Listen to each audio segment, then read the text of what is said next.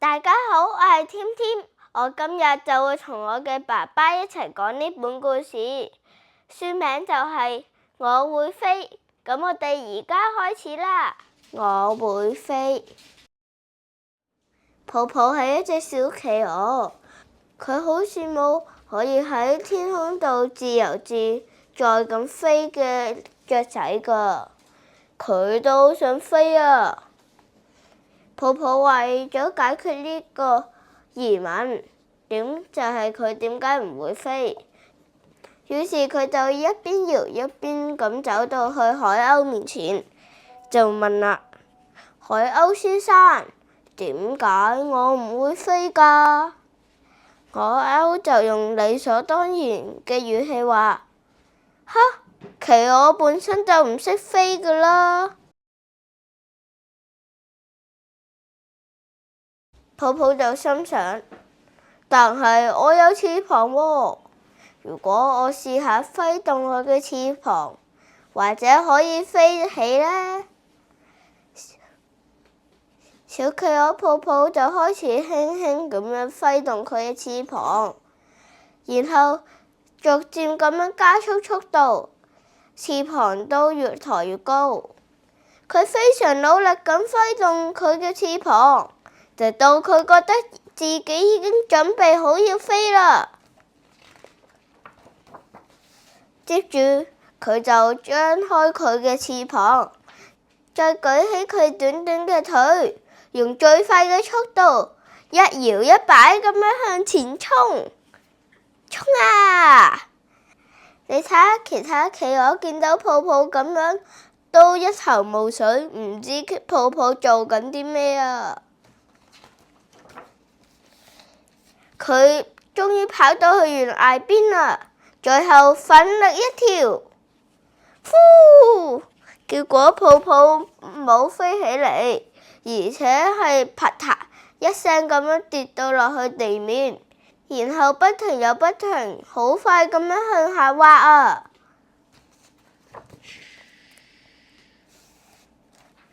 抱抱終於滑下冰川啦，正好停咗喺佢爸爸嘅面前。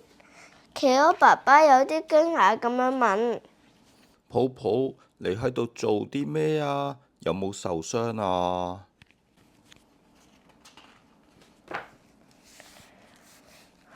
抱抱聽到之後就即刻企起身，一邊揮住佢嘅翅膀，一邊話：爸爸，我都好想好似其他雀仔咁飛啊！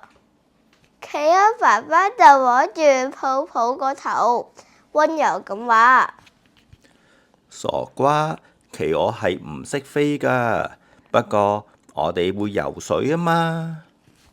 爸爸嘅說話令到抱抱有啲難過，但係佢唔想咁樣就放棄啊！佢又諗啦，我相信我真係可以飛嘅。於是小企鵝抱抱又開始揮佢嘅小翅膀，唔得嘅話咪再嚟咯，揮啊揮，不斷揮啊揮，再接再厲啊！揮啊揮，揮啊揮，唔可以輕易放棄過。雖然佢已經揮咗好多次，但係唔理佢幾努力揮，雙腳都仲係緊緊咁貼住地面，完全冇飛起嚟嘅感覺。過咗一陣，抱抱已經攰到舉唔起佢嘅翅膀啦，只好攤喺地上面休息。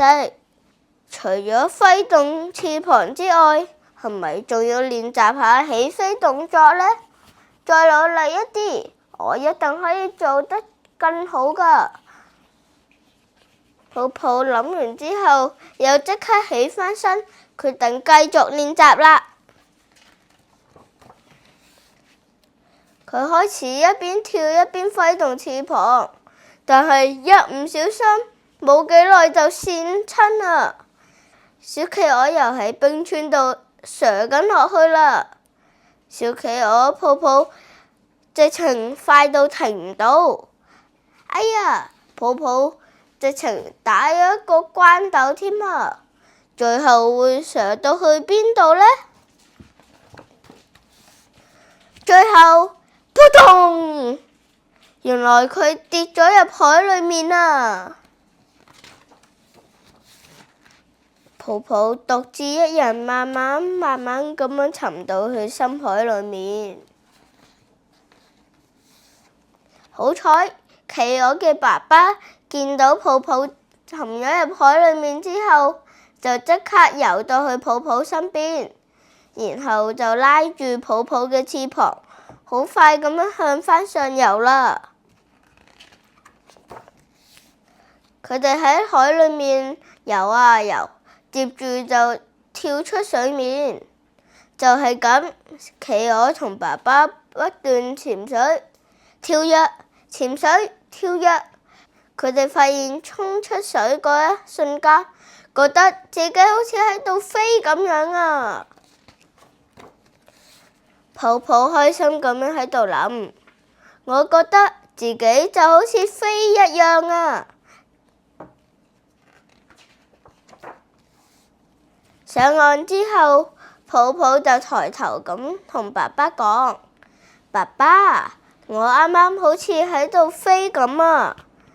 企鵝爸爸就笑住咁話：係啊，喺海裏邊游水就同喺空中度飛翔一樣，都係一件快樂嘅事嚟噶。於是泡泡就抬起頭向住個天空咁話：我識飛啦！我呢本故事就講完啦，希望你哋鍾意啦，拜拜。